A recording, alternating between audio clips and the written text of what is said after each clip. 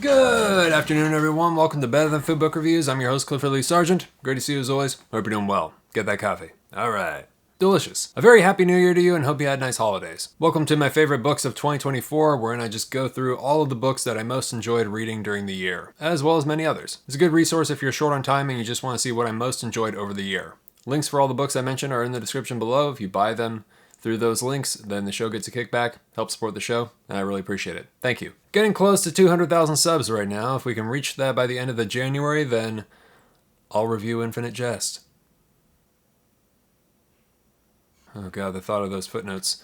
But I'll do it. Also, please comment your favorite books you read in 2024, and if you'd be so kind, why you enjoyed them. Thanks a bunch. We'll get a good list going here. And if you would like to see my to-be-read list for 2025, I'll be releasing that this month in January for my patrons on Patreon. Link below, and thank you very much for your support. Some of these books were sent to me for free for review, either by their publishers or by my Patreon patrons, friends, or viewers. I'll let you know which ones were, but all opinions are my own. We'll start off here with the omitted classics. A Farewell to Arms by Ernest Hemingway. A terrific story about an American lieutenant serving in Italy during World War I and his relationship with the nurse he falls in love with. Brilliantly crafted using Hemingway's iconic iceberg technique. A devastating, painfully real novel. Top notch, but it'll kill you. It's a man.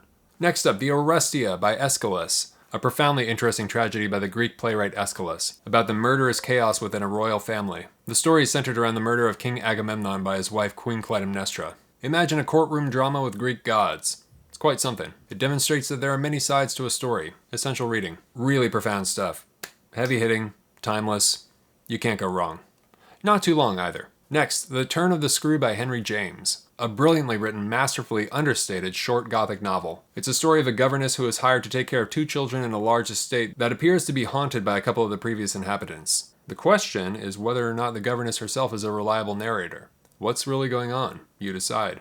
Brilliant, brilliant short novel. Spectacular writing. I mean, excellent. Next up, The Collected Poems of Hart Crane. A magnificent, evocative, emotional but near impenetrable collection of poems by one of the greatest American poets who ever lived. I mean, it's just an incredible demonstration of the possibilities of language, you know? I highly recommend it. And finally, for the omitted classics, The Tropic of Cancer by Henry Miller.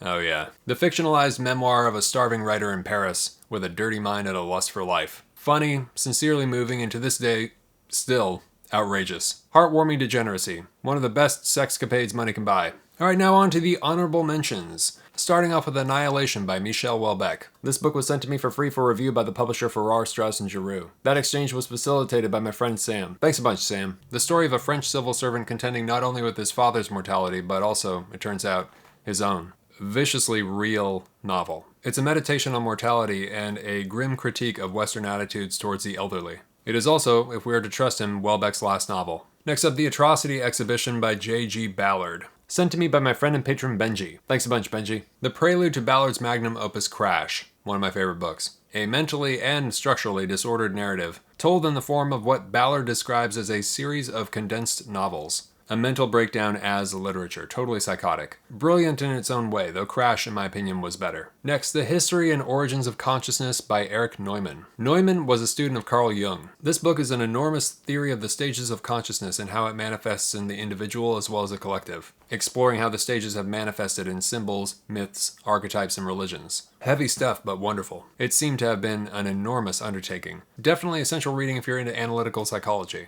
Incredible that he was just able to construct it into a coherent theory, you know? Next up, The Cormorant by Stephen Gregory. Sent to me by my kind viewer, Jamie.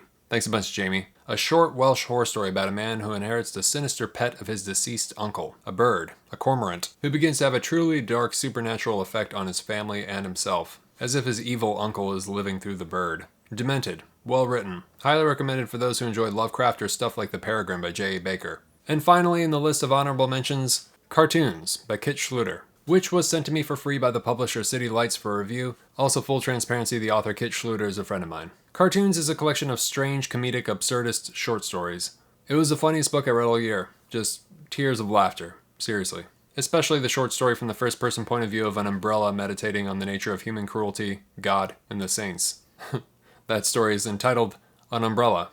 Outstanding. Alright, here are my 5 favorite books I read in 2024. Starting off with number 5, Butcher's Crossing by John Williams. This was actually sent to me by my good friend Dana. Thanks a bunch, man. An outstanding outdoorsman novel set in the wild west of Colorado, wherein a young man who travels out west named Will Andrews commissions an experienced hunter named Miller to lead a hunting expedition to a spot Miller claims is filled with buffalo, but very remote in the mountains, very dangerous to get to. Their intention is to go up there, kill the buffalo, and come back and sell the skins. Sure enough, Miller's correct.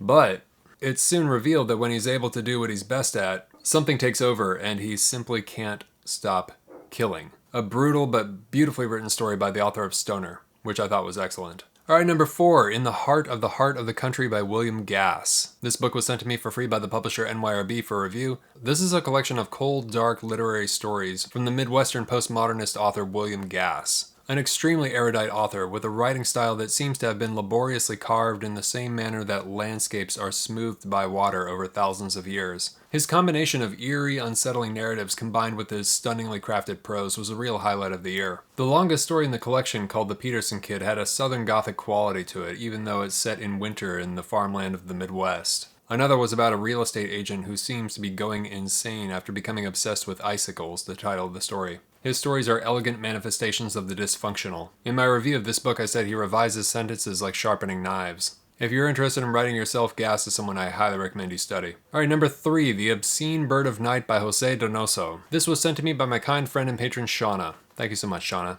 The Obscene Bird of Night is a tremendously bizarre, cavernous narrative centered around the strange, mute caretaker of a dilapidated convent filled with witches, Mudito, in his relationship with a twisted, aristocratic senator named Geronimo de Azcoitia. Donoso temporarily went insane after being given morphine, not knowing he was allergic, and after 15 days of experiencing a schizophrenic break, he found he was finally able to write the novel he'd been struggling with.